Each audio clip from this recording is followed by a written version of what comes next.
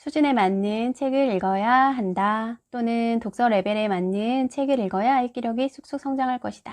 두 가지 저희 일반적으로 초등 독서에서 많이 말씀하시는 것, 일반적인 상식처럼 여겨지는 건데요. 이 두 가지는 반은 맞고 반은 틀릴 수가 있어요. 오늘 그 이야기를 제가 해보려고 합니다. 자, 자신의 읽기 레벨에 맞는 책을 읽어야 될 때는 언제일까요? 국어 문제집 풀거나 학습지 풀거나 독해 문제집 풀 때에는 중요합니다. 왜냐하면 그 세 가지는요, 읽기 능력을 증진시키기 위한 목적으로 푸는 거기 때문에 읽기 레벨과 맞지 않는 책을 고르면 들인 시간에 비해서 효율성이 떨어질 수가 있겠죠. 자, 그런데요, 독서는 좀 다르게 접근을 해야 돼요. 읽기랑 독서의 차이를 말씀드릴게요. 읽기는 글을 읽고 이해하는 행위를 읽기라고 해요.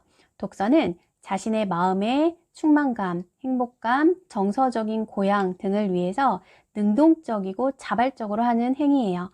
두 가지는 비슷하기도 하지만, 그리고 꼭 분리해야 될 필요는 없지만, 우리가 초등 아이들 독서를 도와주기 위해서는 차이점을 좀 생각할 필요가 있거든요.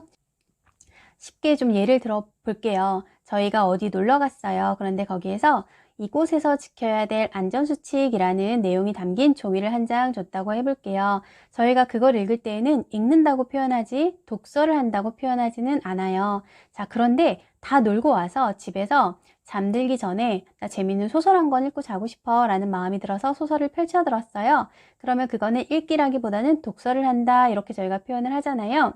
자, 그러면 독서를 할 때 가장 중요한 게 과연 뭘까요? 방금 제가 말씀드린 예에서 누워서 자기 전에 책을 한 권 읽고 싶은데, 자, 내 읽기 능력에 맞는 책은 어떤 책일까? 거기에서 골라 읽는 사람이 있을까요? 그렇지 않단 말이에요. 사람은 원래 독서를 좋아하면 본능적으로 자기 수준에 맞는 책을 찾을 수 있는 능력도 있어요. 그래서 독서를 할 때 정말 중요한 것은 그 사람의 읽기 능력보다는 그 책이 그 사람의 호기심을 끌고 있는가, 읽고 싶은 마음이 드는 책인가라는 읽기 동기예요. 결국에는 그게 훨씬 더 중요해요.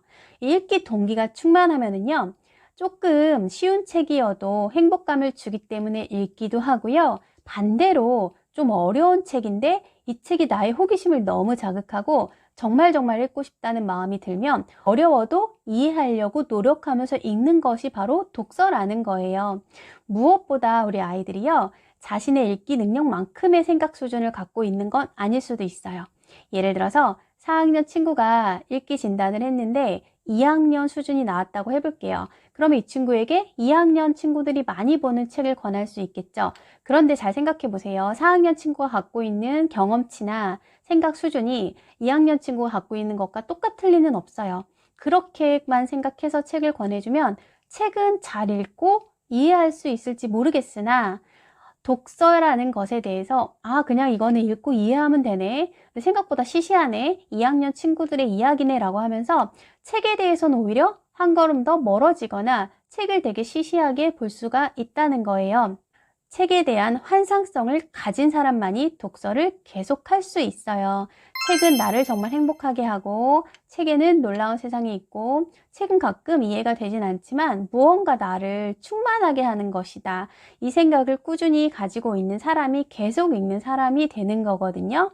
그리고 사람은 계속 읽기만 한다면 자기 읽기 능력은 꾸준하게 성장하게 되어 있어요.